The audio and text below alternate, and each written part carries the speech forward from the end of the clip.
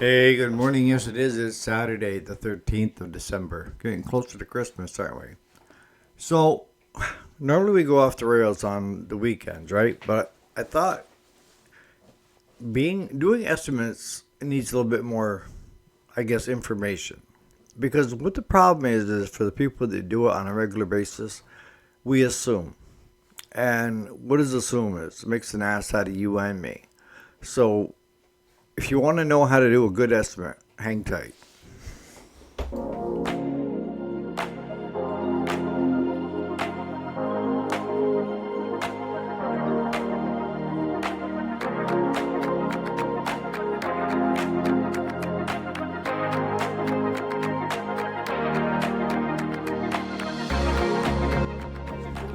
Alrighty, welcome back to the channel. My name is Eric, if you didn't already know it. And yes, this is the weekend, the 13th of December, 2025. Today is Saturday. So, why the business video on a weekend? Well, because even you, Long, you had some good questions that I just didn't give enough information on.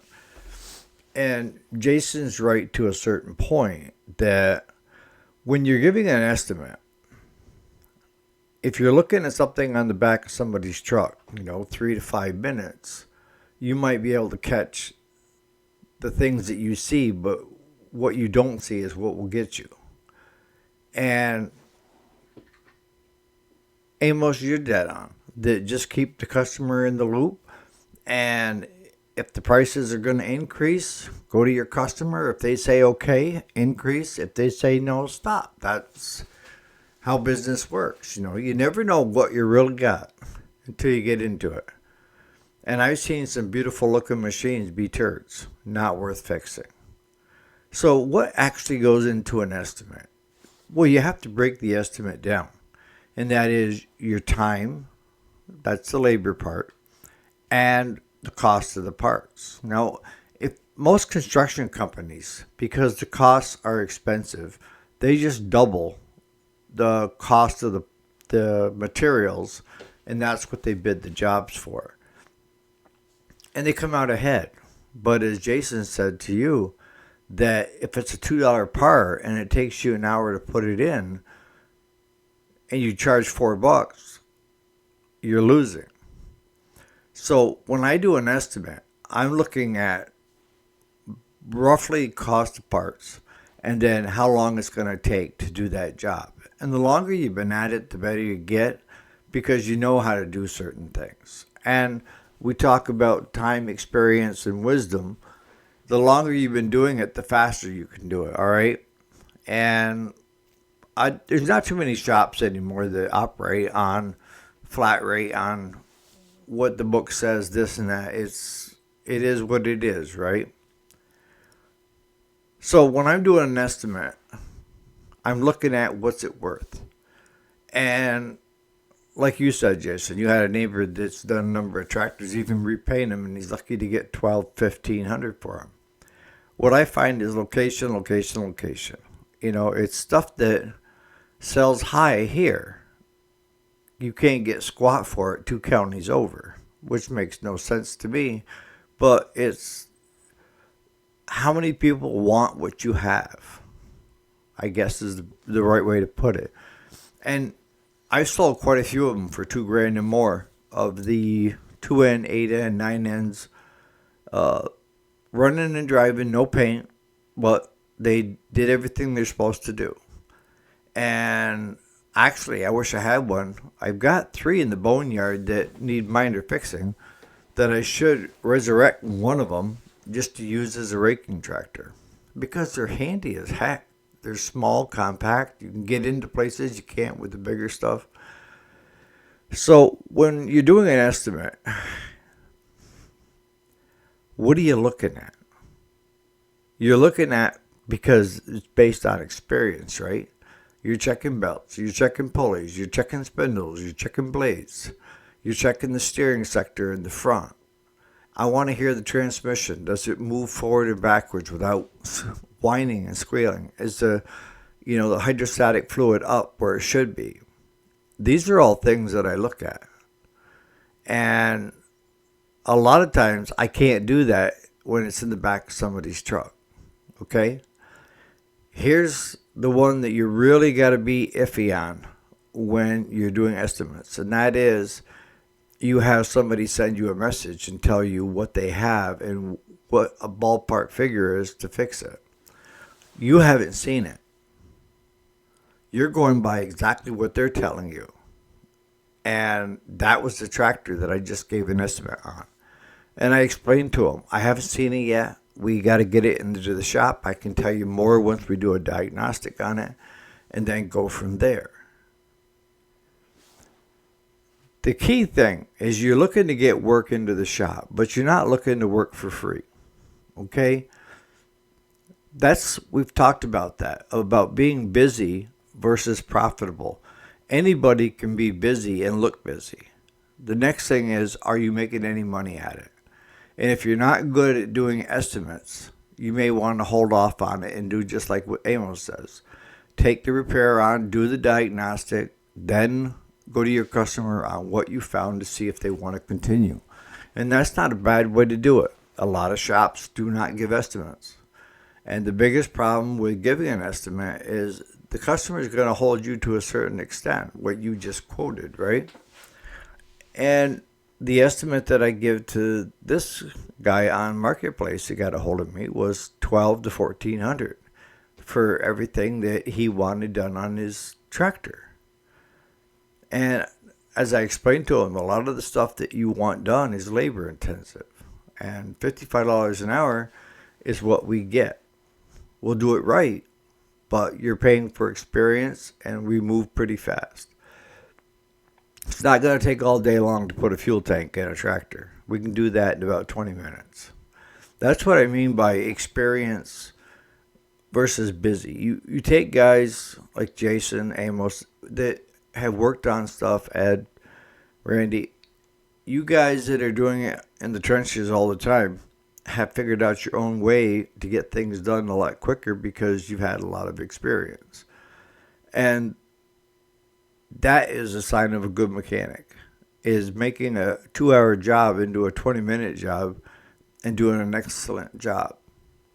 And I'd rather pay the guy that does it excellent in a short amount of time than pay less for the guy that takes 2.5 hours to put that fuel tank in, if that makes any sense. So to do an estimate or not to do an estimate really relies on your experience level. And everybody has to start somewhere. But I didn't start doing estimates until I had a lot of jobs under my belt that I knew what it would take, how much time it would take, what the costs of parts are. So having that experience, that wisdom of knowing what stuff costs and how long it normally takes to get stuff done, I can give a fairly close estimate. Now, like I said, starting this video off, is that there are still the unknowns, and the unknowns will bite you in the ass. You know, we had this tractor come in, and the transmission was locked up, okay? And the guy wanted it fixed, and we fought with that to get it on the trailer, fought with it to get it off the trailer because the rear axles were locked in tighter than Toby touch hole. So we did the diagnostic. We tore the cover off the top, and I noticed that 2 teeth were chipped, and there were pieces of metal down in. When we called the guy to come take a look at it, show him what he had, we explained to him, we have another transmission, and I sold it to him. All right, and we give him a quote on that.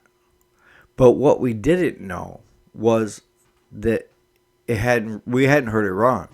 So we got that all done and all buttoned up. And then we had to spend 3 to 4 hours putting a new coil, new distributor, cap, new wires. You see where I'm going? So we just assumed that it was a running tractor. It was just locked up. And then the case was, no, it wasn't. This guy had never heard it run either. And we had to go back to him and say, okay, we got everything we told you we'd get done, but your tractor don't run. and you're this far in, what do? You eat the cost, you pay for the distributor cat, you pay for the coil, and the hour that it took us to set the points and stuff. And voila, now it runs. The hydraulic works, it shifts, it goes. Whatever the guy wants, now he's got. But the quote was 12 to 14. We end up coming in at 15.50. And that is because of the coil and the cat. And what little bit of time we spent there.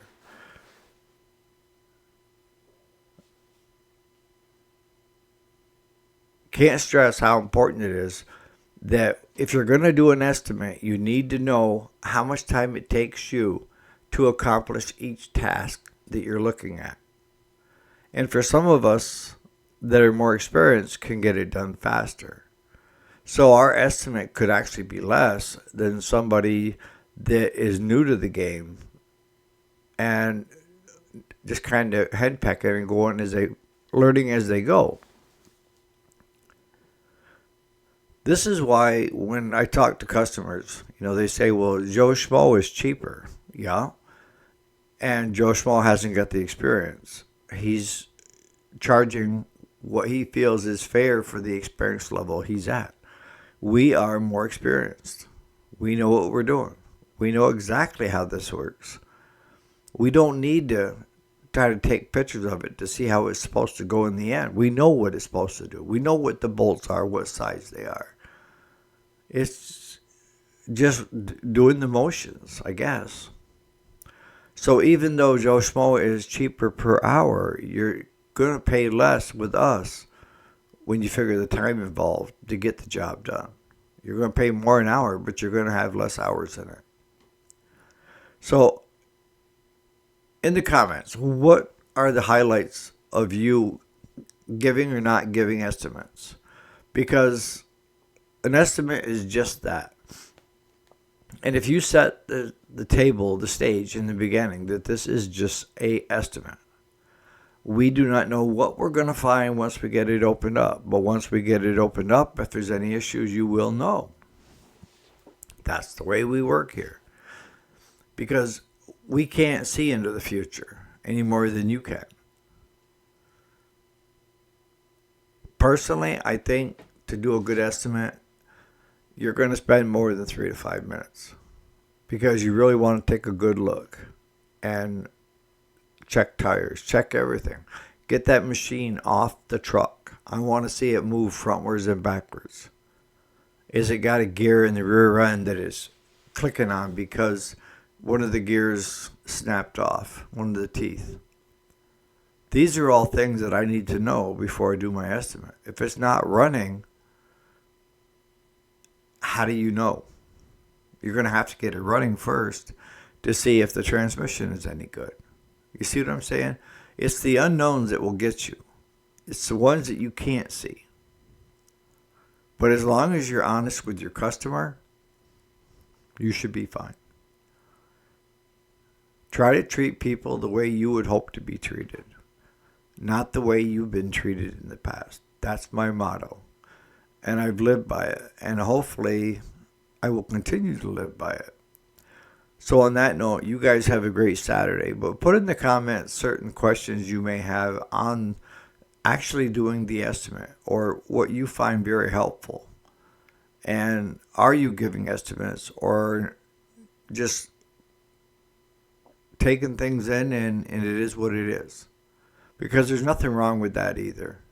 It's whatever you're comfortable with. You guys have a great Saturday.